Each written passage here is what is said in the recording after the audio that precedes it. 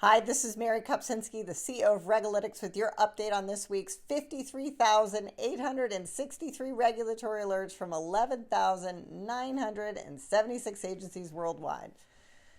Okay, so I've officially joined the 21st century and I'm now filming in portrait. I know. I was trained that you always filmed horizontally because TVs are horizontal, but I finally accepted the truth. All of you are watching this on your phone. So here we are, vertical, and I'm just going to have to deal with it. And speaking of things worth your attention, if you have not already, would you please go to FTF News and vote for RegAlytics as the best data aggregator and for me as the technology leader of the year? The link is in the comments. It takes about 30 seconds and it would really mean a lot to us. Now, the regulator of the week is NYSE Texas Incorporated. NYSE Texas is not the scrappy new Texas upstart trying to take down Wall Street.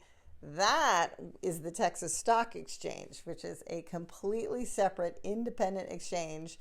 It's backed by BlackRock, Citadel, and JPM and others.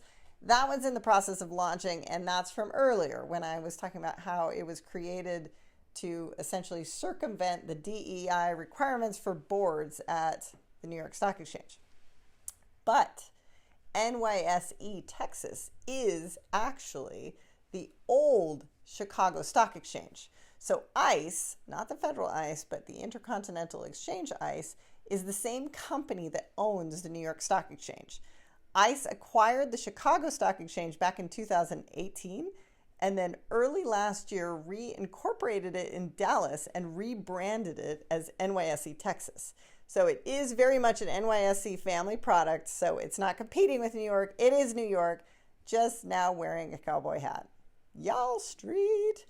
But here's why it is regulator of the week. This week, NYSE Texas filed with the SEC to allow securities to be traded in tokenized form during a pilot program run by the DTCC, which is the Depository Trust Company. What that means is that a traditional stock could now be traded on blockchain rails. It's the same asset, but it settles on completely different infrastructure that is ultimately better, faster, and cheaper. And that's actually pretty significant because the regulatory debate around crypto has always been about whether digital assets should be treated as securities. You know, the Howey test and all those things.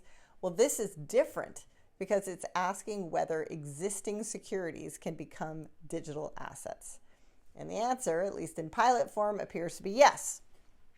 And now, for the topic of the week, which is honestly getting boring to me, is artificial intelligence. But I can't deny what I'm seeing. So far in 2026, states have introduced 755 bills related to artificial intelligence in at least 40 states. And of those, 39 bills have passed this year, and 16 of those are just in the last 30 days that passed. This week, Tennessee passed a bill identifying the crime of coercive suicide. So if you persuade someone to commit suicide, it's a crime in Tennessee. And that includes if you happen to create a chatbot that happened to perform the suicide coercion job, which means companies can find themselves criminally liable.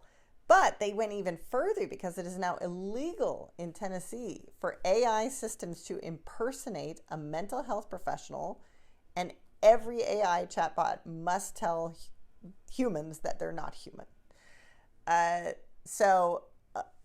Lots of trends going on in AI, and I could talk about it all day, but you're just going to have to get a subscription to RegAlytics and follow it for yourself. So that is it this week for RegAlytics. We have the global supply chain of all the world's regulatory alerts in one very easy to use place. If you need a solution for anything related to regulation, give us a call.